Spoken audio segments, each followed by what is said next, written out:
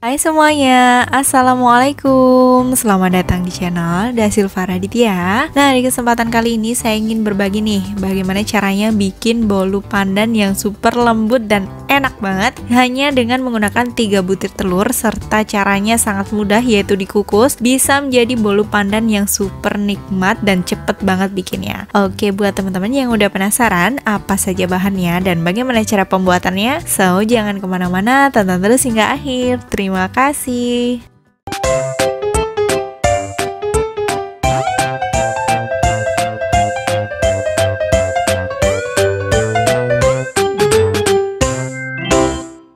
Oke, langsung aja kita akan membuat bolu pandan yang super simpel banget. Langsung aja ke bahan dan cara membuatnya. Yang pertama, kita siapkan 3 butir telur utuh seperti ini. Kemudian kita tambahkan gula pasir. Untuk gula pasirnya ini sebanyak 150 gram gula pasir. Boleh dilebihin kalau ingin lebih manis, atau misalnya nggak suka terlalu manis boleh dikurangin. Setelah itu kita tambahkan emulsifier yaitu SP atau TBM, atau bisa juga menggunakan ovalet sebanyak 1 sendok teh. Jadi nggak harus SP, tapi yang saya gunakan ini adalah emulsifier jenisnya SP. Kemudian bisa kita tambahkan secukupnya vanila. Untuk vanila yang saya gunakan ini adalah vanila larung, ini vanila susu gitu, dan ini cukup sedikit aja udah harum berasa gitu teman-teman. Untuk takarannya bisa menggunakan sekitar 1/4 hingga setengah sendok teh vanila bubuk. Oke, keempat bahannya udah masuk, mulai 3 butir telur utuh, 150 gram gula pasir, 1 sendok teh SP atau TBM atau ovalet atau bisa disebut dengan emulsifier, serta sedikit vanila. Keempat bahan ini akan kita mixer dengan kecepatan maksimal atau kecepatan tinggi hingga putih, kental, dan berjejak. Semuanya itu tergantung jenis telurnya masih baru atau enggak, dan selain telur, emulsifier juga mempengaruhi untuk mengembang tidaknya adonan kuenya.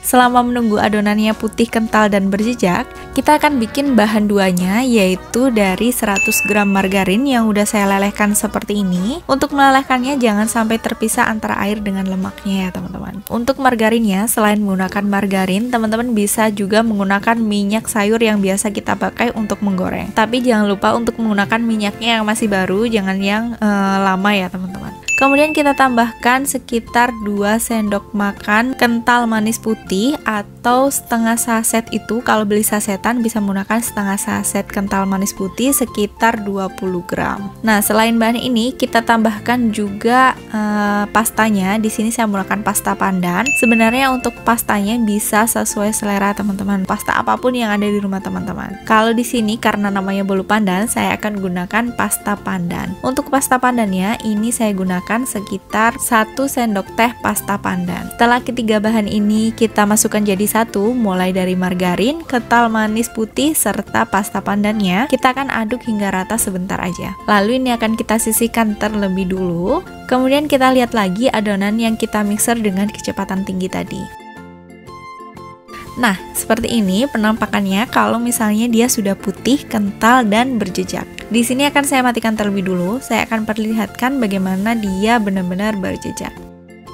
Nah, ini ketika diangkat seperti ini, dan kalau jatuh dia nggak mudah langsung sama gitu, masih ada kelihatan jejak-jejaknya gitu teman-teman. Nah, kalau udah seperti itu kita tambahkan tepung terigu protein sedang sebanyak 150 gram. Di sini saya menggunakan segitiga biru. Kemudian kita gunakan kecepatan mixernya yang paling kecil, yang paling minimal. Jangan sampai terlalu besar, nanti adonannya malah cepat turun. Jadi kita gunakan yang paling minimal untuk kecepatannya, bergantian dengan bahan cair yang udah kita bikin tadi, yaitu dari margarin, pasta pandan, serta kental manis putih. Kita masukkan sedikit demi sedikit, bergantian dengan tepung terigu yang pastinya kita ayak terlebih dulu supaya tidak ada bagian yang bergerindil atau bentuknya seperti batu gitu teman-teman. Jadi nanti tepung terigunya benar-benar lembut. Sesuai yang saya bilang tadi, kalau kecepatan yang kita gunakan adalah kecepatan yang paling kecil atau kecepatan minimal, supaya adonan bolunya ini tidak turun dan tidak banyak gelembung di dalam adonannya. Nah, ini nggak usah sampai tercampur rata banget, cukup sampai semuanya kelihatan tercampur aja. Kalau udah seperti ini, langsung aja kita lepas mixernya. Kemudian untuk bagian yang belum rata ini bisa kita aduk balik dengan spatula. Nah, cara mengaduknya tinggal kita aduk balik aja seperti ini, perlahan. Kita ambil dari atas sampai ke bawah, kemudian kita aduk balik seperti ini. Kita lakukan sampai semuanya tercampur rata, tapi jangan sampai overmix biar nanti dia nggak bantet. Kita benar-benar pastikan rata secara perlahan, nggak sampai overmix. Nah, kalau udah dia seperti ini, berarti udah siap untuk dimasukkan ke dalam loyang. Loyang yang saya gunakan adalah loyang bulat. Untuk ukurannya, saya menggunakan diameter 18 dan tingginya adalah 7. Nah, untuk loyangnya ini, saya akan alasin dengan baking paper bagian bawah serta samping-sampingnya. Saya lebih suka seperti ini. Kalau misalnya nggak ada baking paper, teman-teman bisa membuat bahan olesan, yaitu dari 1 sendok makan margarin, 1 sendok makan minyak, dan 1 sendok makan tepung terigu, kemudian diaduk rata jadi satu, lalu teman-teman olesin tipis-tipis di bagian ini, di bagian loyangnya. Jadi boleh menggunakan olesan seperti itu, atau menggunakan baking paper seperti ini. Setelah kita masukkan semua adonannya ke dalam sini, seperti ini.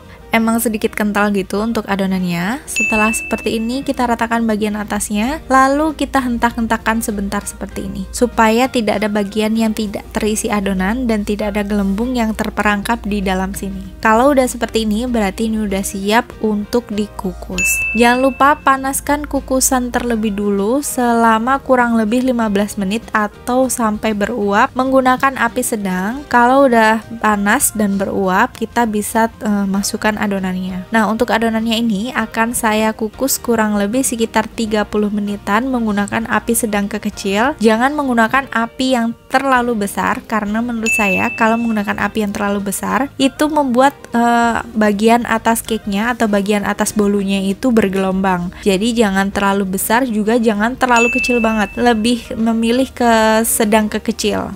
Oke, kita tunggu aja cake-nya sampai matang sekitar 30 menit lagi. Nah, ini dia, kuenya udah matang. Langsung aja ini bisa kita buka, lalu kita biarin dingin terlebih dulu.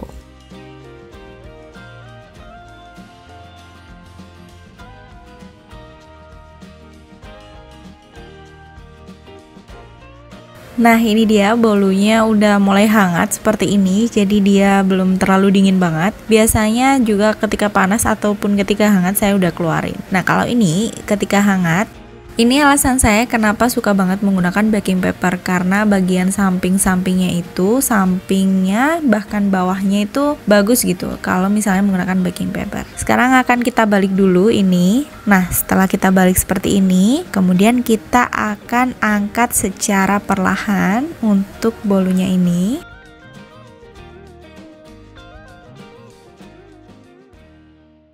Itu kan dia nggak lengket di dalam loyangnya karena saya menggunakan baking paper seperti ini. Lalu bisa kita lepasin aja bagian samping-samping baking papernya ini.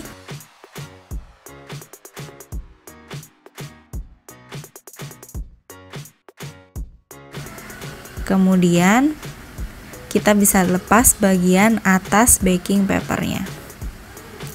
Nah, kelihatan sangat rapi sekali, bagian sampingnya rapi, kemudian bagian bawahnya juga rapi. Nah, seperti ini. Oke, ini akan saya balik dulu. Nah, kalau dibalik dia jadinya seperti ini. Gimana teman-teman? Cara bikinnya sangat simpel dan mudah banget. Ini rasanya empuk banget dan enak banget. Ini bagian atasnya tadi agak netes sedikit. Kalau menggunakan baking paper menurut saya sangat cantik sekali untuk bagian pinggir serta bawahnya.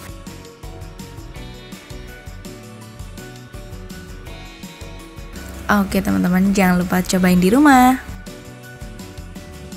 Nah teman-teman, gimana? Caranya sangat mudah banget dan bahannya sangat simpel banget, menggunakan telur yang sangat sedikit banget untuk membuat bolu yang berdiameter 18 cm ini. Sangat simpel banget. Ini juga bisa jadi base cake ulang tahun atau langsung dimakan seperti ini juga bisa. Oke, segitu dulu untuk kali ini. Semoga bermanfaat. Jangan lupa cobain bolu pandan yang super enak, lembut, simpel ini di rumah. Jangan lupa juga tonton video saya yang lainnya. Siapa tahu video saya bermanfaat buat teman-teman semuanya. Dan sampai ketemu di video selanjutnya. Bye. Wassalamualaikum warahmatullahi wabarakatuh.